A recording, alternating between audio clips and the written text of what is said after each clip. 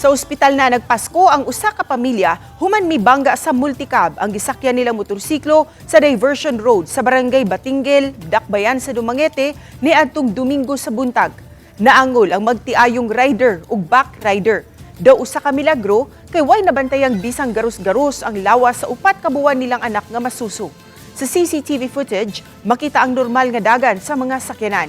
Nabantayan usab ang paggawa sa multicab gikan sa gas station. Samtang makita ang usa ka blue nga tricycle nga nagsubay sa National Highway nga palabang sa pikas bahin sa karsada. Mihunong kini dihang nakabantay nga walay nagdanga-danga nga motorsiklo. Nakalikay hinuon ang motorsiklo sa tricycle apan wala makuha sa CCTV ang aktwal nga aksidente. Makita lang ang pagkatulimbang sa motorsiklo. Sa investigasyon, nasuta sa traffic investigator sa Dumaguete City Police Station nga mibangga ang motorsiklo nga gimaneho sa 26 anyos nga motorista sa multicab.